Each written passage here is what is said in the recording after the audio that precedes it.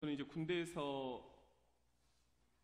여러 번 나올 수 있는 그런 기회가 있었습니다. 또 사람들도 군대에서 뭐 하냐, 나와서 목회하면 훨씬 더 재미있다, 그런 이야기들을 친구들도 많이 해줬습니다. 그런데 저의 발목을 붙잡는 아주 중요한 임무가 저에게는 있었습니다. 그것은 사람을 살리는 일이었습니다.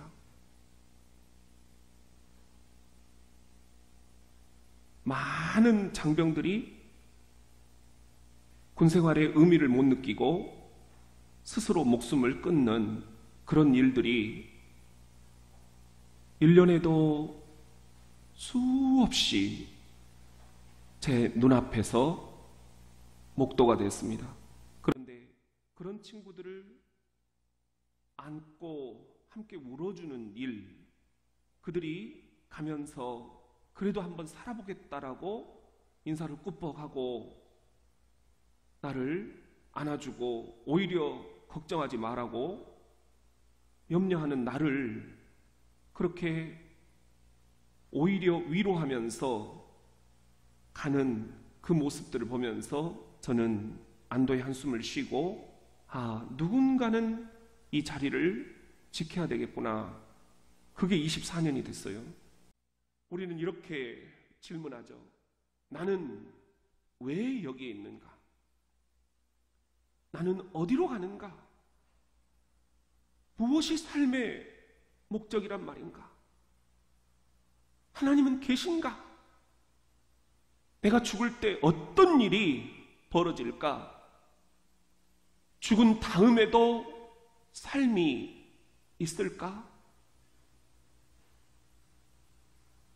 이런 것들은 하나같이 우리 인생의 의미를 묻는 질문들입니다. 의미를 찾지 못하는 인생은 하여 The Living Dead, 살아있는 시체다, 산송장이다, 그렇게 얘기를 하는 것입니다. 여러분은 지금 어떤 상태입니까? 우리가 지난 석 주 동안 행복의 공식을 살펴보았죠. 하버드 대학교에서 행복학 수업 시간에 하는 교재를 우리 기독교적인 관점으로 한번 나눠보고 있습니다. 행복은 H 플러스 C 플러스 V다. 행복은 설정 값이 50%고 상황이 10%고 그리고 자발적인 활동들이 40%인데 설정값과 상황은 쉬 바꿀 수가 없다. 타고난 것, 그리고 우리가 이 대전 땅에 있는 것. 그렇지만 자발적인 활동들, 이 40%를 우리가 주목하자. 이것은 연습하면 된다. 행복은 연습이다. 행복은 만들어질 수 있다. 이것이 현대 행복학 4.0에서 이야기하고 있는 것입니다. 그리고 우리는 오늘 그 네 번째 시간에 이르게 됐습니다. 이 네 번째 시간은 M이라는 것입니다.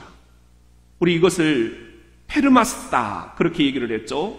우리 같이 한번 읽어볼까요? 페르마스. 이 페르마스의 네 번째 M은 바로 meaning, 의미입니다.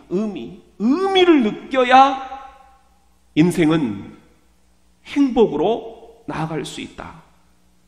우리 황희병이 의미를 찾지 못했기 때문에 인생의 의미, 군생활의 의미, 산다는 것의 의미를 발견하지 못했기 때문에 그는 살아있으나 죽은 것과 매한가지였던 것입니다.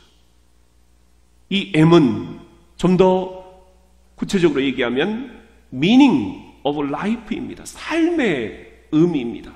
삶의 의미를 찾을 수 있느냐? 여러분 어떻습니까? 성경은 뭐라고 얘기를 하는 걸까요? 주님은 삶의 의미를 어떻게 말씀을 하시는 걸까요? 우리 같이 한번 따라해 봅시다. 가장 의미 있는 삶은 주님의 행복을 되찾는 삶. 우리가 잘 알듯이 솔로몬, 그는 이스라엘의 전 역사 가운데 아버지 다윗과 함께 200년 가장 이스라엘이 부국 강병을 이뤘던 시대의 임금입니다. 이 솔로몬은 국방 정책을 아주 잘 수립을 했어요. 12개 군으로 전국을 나눴어요. 그리고는 거기에 지방 장관을 임명을 했어요. 그래서 장로라고 성경에 보면은 되어 있죠. 이 장로 제도의 부패를 일소하기 위해서 지방 장관들에게 그 자치권을 준 거예요. 그리고 국방을 그들이 나서서 지키게 한 거예요. 그리고 경제정책도 각 자치 군별로 이렇게 독립적으로 먹고 살 수 있도록 경쟁을 시킨 것입니다. 그리고 이 솔로몬은 무역을 위해서도 아주 기발한 지혜들을 발휘를 했어요. 보면은 이 말을 두로 지방에서 또 목재를 그리고 곡물과 기름을 수입을 해왔어요. 애굽에서는 병거를 수입을 해왔어요. 또 아프리카 쪽에서는 원숭이, 앵무새, 금, 상아, 이런 값진 돌, 이런 것들을 수입을 해온 거예요. 향, 기름, 향품도 수입을 해왔어요. 스바 지역에서는 이런 각종 좋은 것들을 다 수입을 해오고 또 수출도 한 거예요. 활발하게 돌아갔다 하는 거죠. 외교 정책도 보면은 이 솔로몬이 지혜를 짠다고 짠 게 뭐냐? 동맹을 맺는 거예요. 전쟁하지 말자. 우리 서로 결혼을 통해서 동맹을 맺자. 그래서 주변 나라들에서 여인들을 다 수입을 해옵니다. 결혼을 통해서. 우리가 잘 알잖아요. 그런데 문제는 이렇게 외국과 동맹을 맺을 때 그 외국 나라의 왕들의 딸들을 데려오면서 그 여인들이 뭘 데려와요? 신들을 데려온다는 거죠. 이것이 하나님 보시기에 기뻐하시는 일이 아니었다. 이게 성경의 기록입니다. 그래서 솔로몬은 인생을 다 살고 난 다음에 마지막 유언처럼 남긴 작품이 있는데 그게 바로 전도서예요. 전도서 제일 첫 마디는 이겁니다. 전도자가 이르되 헛되고 헛되미 헛되고 헛되니 모든 것이 헛되도다. 이걸 영어 성경에는 우리가 한번 공부를 했었죠. meaningless. 우리가 오늘 공부하는 거예요. 의미 없다. meaningless. 의미 없다. utterly meaningless. 전적으로 의미 없다. everything is meaningless. 모든 게 의미 없다. 자기가 국방정책, 경제정책, 외교정책, 지혜란 지혜는 다 발휘해서 부국강병을 200년 동안 이렇게 누리게 했지만 결국 죽음 앞에서 고백하는 것, everything is meaningless. 모든 게 다 의미 없다. 해 아래서 수고하는 모든 수고가 사람에게 무엇이 유익한가? 이것은 다 바람을 잡으려는 것과 같다. 너무 의미 없는 것들을 우리가 지금 애쓰고 수고하고 있다라는 거예요. 나는 사업을 크게 하였노라. 이 사업도 내 죽음 앞에서는 아무 의미가 없다. 솔로몬의 고백입니다. 많은 책들을 썼습니다. 이게 다 무슨 의미가 있느냐? 저도 굉장히 책을 많이 썼어요. 번역도 했어요. 그런데 지금 와서 이 솔로몬의 고백이 저의 고백입니다. 이게 다 무슨 의미가 있다는 말인가? 공부도 엄청 했어요. 박사과정까지 다 마쳤어요. 그런데 so what? 뭐 어쨌다는 거냐? 의미 없습니다. 이게 과연 사람을 살리는 학문이냐? 이게 과연 사람을 살리는 책이냐? 그러지 않다면 이게 다 무슨 의미란 말인가? 빠른 경주자? 우리가 아무리 승진을 먼저 하고 진급을 먼저 해도 그게 별 의미가 없다라는 것입니다. 금방 뒤집어지는 것이고 또 얼마 못 간다라는 것이죠. 전쟁에 승리했다? 지혜자 그런 말을 들었다? 명철자 솔로몬이 그런 말을 얼마나 많이 들었어요. 지식인이다? 그런 말이 무슨 의미가 있느냐라는 것입니다. 의미 없다. 솔로몬이 왜 이렇게 이야기를 하는 것일까? 그는 오늘 우리가 읽은 본문 12장 8절에서 헛되고 헛되도다. 모든 것이 헛되도다. meaningless, meaningless. Everything is meaningless. 의미 없다. 의미 없다. 이게 인생이다. 이게 인생이다. 그렇기 때문에 진짜 중요한 건 뭐냐?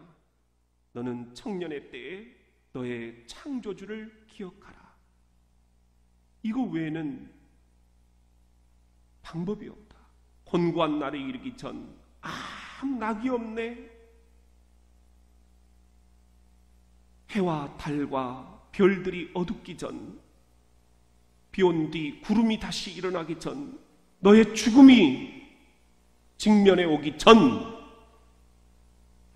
너를 창조하신 창조주를 기억하라. 너를 왜 이 땅에 보내셨는지 그것을 기억해내야만 의미 있는 삶을 살 수 있다. 전도서는 그런 의미에서 허무주의 책이 아니라 모든 것 다 내가 해봤는데 돈도 만져봤고 사업도 해봤고 부국강병도 이뤄봤고 첩도 수많이 거느려봤지만 아무런 의미가 없더라. 진짜 의미 있는 것 그것을 붙잡지 않으면 네 인생도 뇌짝된다. 그러니 기억해라. 사람은 자기의 영원한 집으로 돌아가는 것. 조문객들이 너의 죽음을 추모하려고 달려들 것이다. 흙은 여전히 땅으로 돌아가게 될 것이고 영은 그걸 주신 하나님께로 돌아갈 것이다. 그 전에 기억해라. 하나님이 너를 왜 이 땅에 보내셨는지, 창조주가 너를 왜 이 땅에 창조하셨는지 그걸 기억해내지 못하면 우리 인생은 meaningless, 아무 의미 없다. 그러면서 전도자가 결론적으로 전도서 12장 마지막 장에 오늘 이렇게 얘기하는 거예요. 일의 결국을 다 들었으니 내가 지금 다 얘기했다. 결론은 이거다. 하나님을 경외하고 그분의 명령을 지킬지어다. 이것이 모든 사람의 본분이다. 모든 사람의 살아가는 목적이다. 모든 사람의 삶의 의미다. 여기서 하나님이 우리들에게 지키라고 하는 명령이 뭐냐? 우리는 그것을 신명기 10장에서 공부를 했었죠. 시작. 내가 오늘 내 행복을 위하여 내게 명하는 여호와의 명령과 규례를 지킬 것이 아니냐. 여호와의 명령이 뭐라고요? 여러분의 행복을 위하여 행복이라는 것입니다. 그리고 그 행복은 세상이 주는 행복이 아니라 솔로몬이 세상에서 누렸던 부귀영화 그 행복이 아니라 태초에 에덴에서 하나님 나라 천국의 행복을 우리들에게 주셨는데 우리가 놓쳐버린 그 행복을 되찾는 것, 이것이 여호와의 명령이다. 이걸 지키는 것이 인생에서 가장 의미 있는 것이다. 믿으십니까? 우리가 그런 교회 되고자 하는 것입니다. 그런 교회 일구고 갖고 나가는 게 저의 소명이고 여러분들이 함께 도와주셨으면 하는 부분들입니다. 사랑하는 성도 여러분, 비록 천년의 갑절을 산다 할지라도 주께서 우리들에게 주고자 하셨던 이 천국의 행복을 우리들이 누리지 못한다면 마침내 다한 곳으로 돌아가는 것뿐이 아니냐. 죽음 앞에 뭐가 의미 있다는 것이냐. 행복을 찾지 못한다면. 그런 의미에서 여러분 모두에게 이 시간 축복합니다. 이 가을 주께서 우리들에게 주고자 하셨던 태초의 행복, 에덴의 행복, 천국의 행복을 되찾고 그리고 그 속에서 진정 의미 있는 삶을 발견해 가시기를 예수님의 이름으로 축원합니다. 우리 같이 한번 따라합시다. 가장 의미 있는 삶은 주님의 행복을 전하는 삶. 여러분, 우리 인생은 죽음이야말로 부인할 수가 없습니다. 인생의 종착점이 분명합니다. 그런데 이 죽음을 우리가 제대로 만날 수만 있다면 죽음은 우리에게는 또 하나 행복을 가져다주는 그런 출발점이 될 수 있다는 거예요. 우물가의 여인처럼 난 구했네. 헛되고 헛된 것들을. 우리는 헛되고 헛된 것들을 지금 구하고 있는 것은 아닌가? 여러분, 이 죽음이 우리들에게 헛되고 헛된 죽음이 되지 않기 위해서 어떻게 해야 될까? 그것은 그때 주님 하신 말씀, 내 샘에 와 생수를 마셔라. 주님께 나오는 것입니다. 내게로 와서 영원히 목마르지 않을 생수를 마셔라. 오늘 이 예배가 그런 생수를 마실 수 있는 시간이 되기를 원합니다. 예수님이 갈릴리 사역을 하셨죠. 지난주에 우리가 공부한 내용입니다.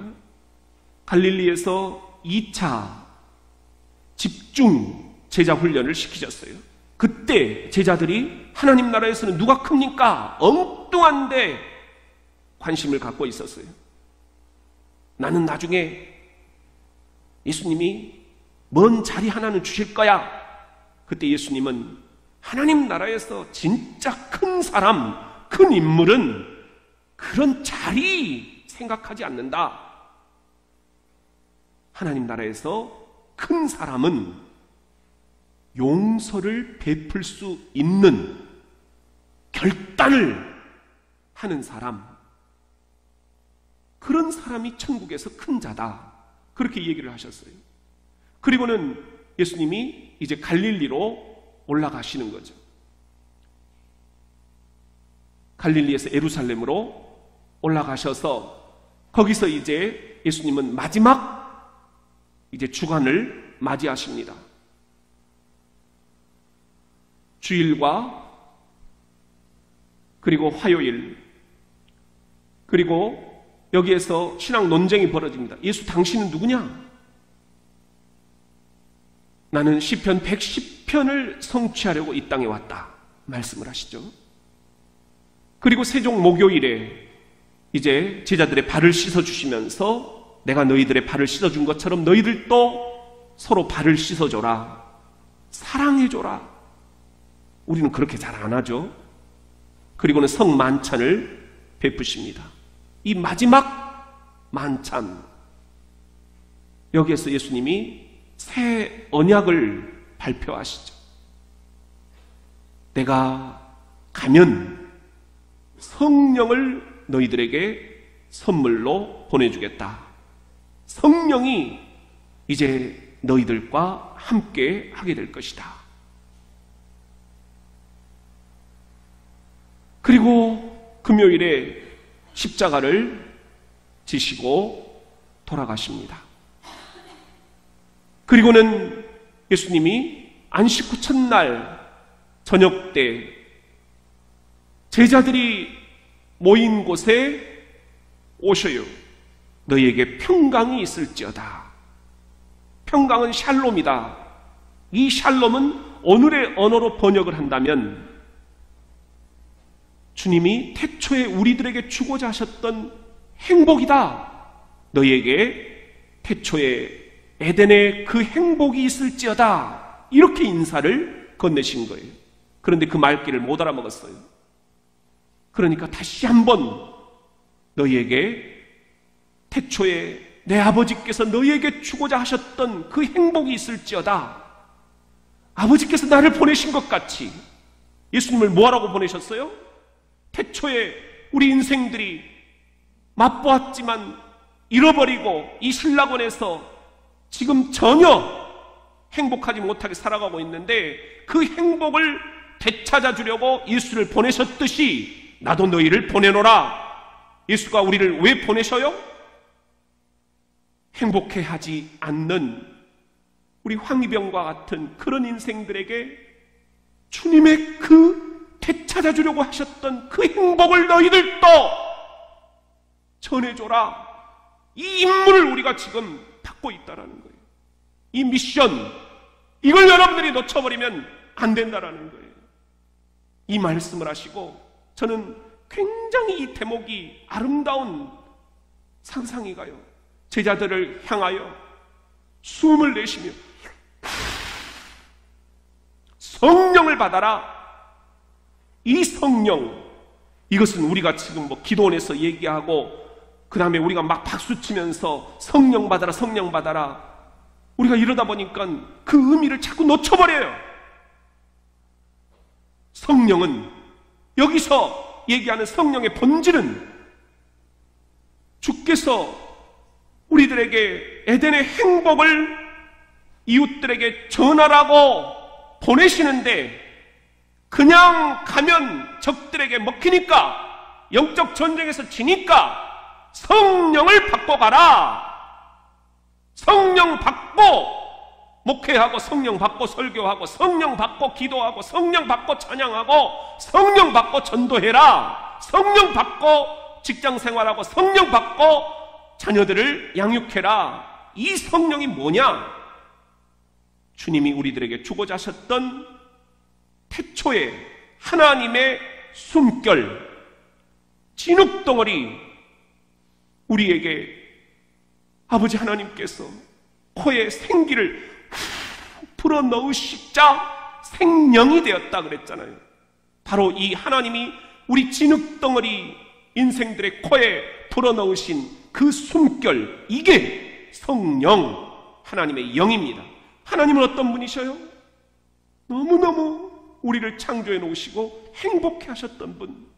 하나님의 DNA 자체가 행복덩어리, 그 행복을 형상대로 입고 이 땅에 사명을 가지고 우리 또한 그 하나님의 행복의 성령을 받고 행복에 겨워하며 그 행복을 잃어버린 이들에게 그 행복을 전파하라. 이것이 우리가 주님으로부터 받은 마지막 임무라는 것입니다. 믿으십니까? 여러분, 오늘 주님께서 이 말씀을 하시고 참 이해가 안 되는 이야기를 한마디 덧붙이셔요. 너희가 이렇게 하나님 나라의 행복을 전하는 성령을 받았다면 반드시 뒤따라야 될 것이 있다. 누구의 죄든지 사해주라, 용서해주라. 그러면 그 죄가 사하여질 것이다. 누구의 죄든지 그대로 두면 그대로 있게 될 것이다. 무슨 말씀일까요? 우리가 성령 받고 주님의 그 행복을 전하다 보면 수없이 사람들과 갈등 관계, 또 응어리, 쓴뿌리, 나무에 옹이가 지듯 나이테가 생겨가듯, 우리의 주름살이 늘어가듯, 우리의 이 아픔이 늘어간다. 사람들과의 이 맺힌 원한 관계가 쌓여간다. 이거 네가 그대로 두면 그대로 있게 될 것이고, 그대로 너는 내 앞에 와서 심판을 받게 될 것이다. 네가 사하면 사해질 것이다. 그건 너의 선택이다. 너의 결단이다. 너의 의지다. 네 문제다. 네가 살기 위해서라도 용서를 선언하면서, 용서를 베풀면서, 결단하면서 그렇게 행복을 전하는 일을 끝까지 해야 된다. 행복을 전하다 보면 수없이 시험 들고 낙심되고 자빠지고 쓰러지고 하기 싫고 죽고 싶고 이런 때가 있을 거라는 걸 주님이 누구보다도 잘 아신 것 같아요. 사랑하는 우리 성도 여러분, 성령 받아 주님이 태초에 우리들에게 주고자 하셨던 에덴의 행복을 전해줍시다. 그때에 반드시 나타날 일은 사람들과의 관계의 어려움입니다. 이걸 어떻게 할 것인가? 그대로 두면 그대로 있을 것입니다. 그러나 여러분이 의지를 가지고 사해주면 사하여질 것입니다. 이번 가을 여러분, 우리가 어떻게 어제처럼 똑같이 살 수 있겠습니까? 우리가 어떻게 과거처럼 똑같이 신앙생활 할 게 있을까?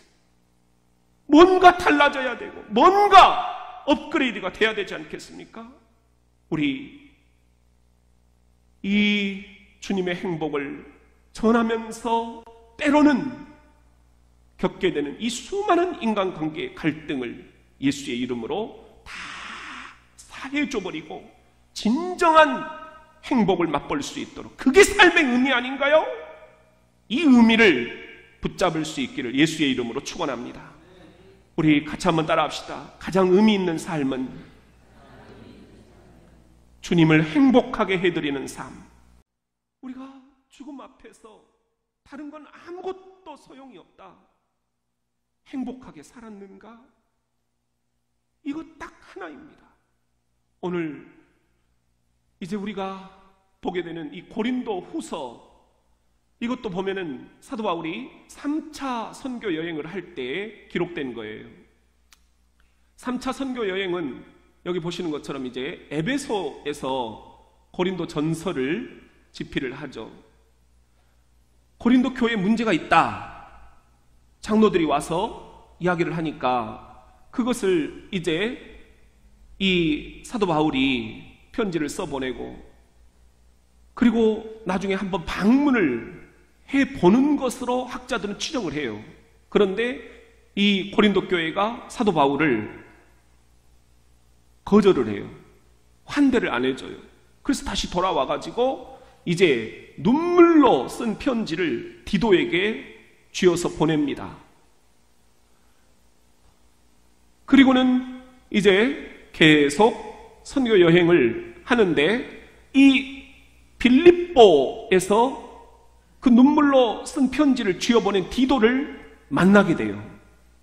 고린도 교회가 회개했다라는 거예요.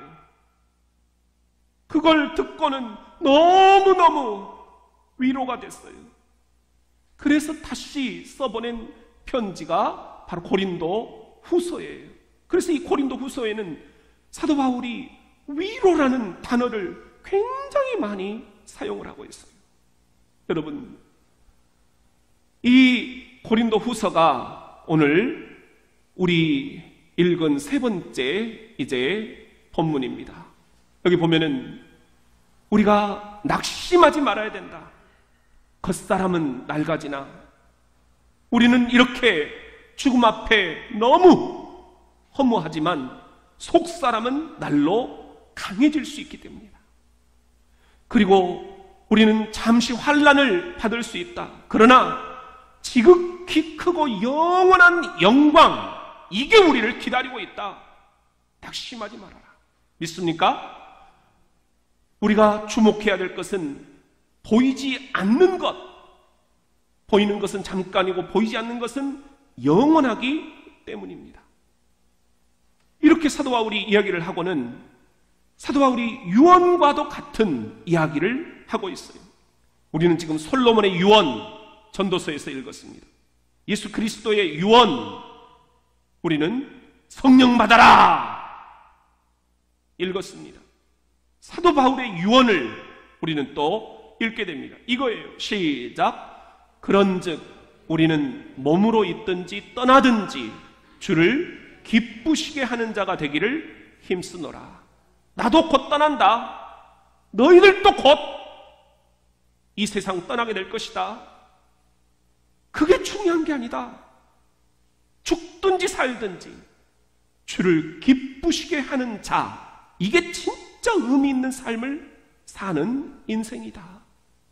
여기서 주를 기쁘시게 하는 자, 이 기쁘다 하는 게 행복이라는 것과 단어가 일맥상통하는 거예요.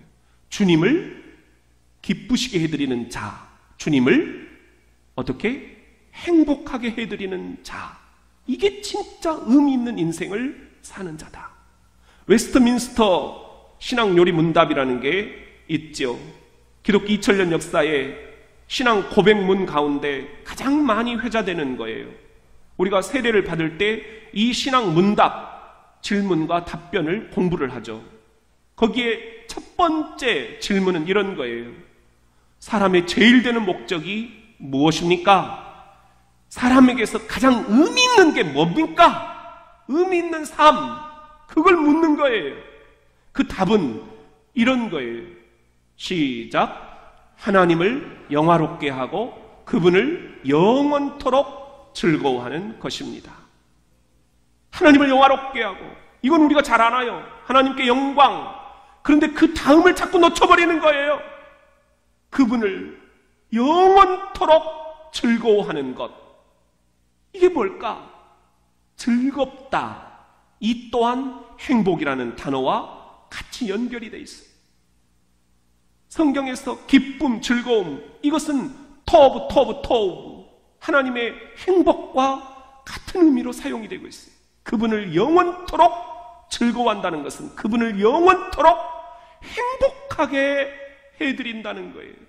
그분을 행복하게 해드리는 게 나의 행복이라는 거예요. 이게 내 인생의 첫 번째 되는 삶의 목적이요, 근본이요, 본분이요, 삶의 의미라는 것입니다.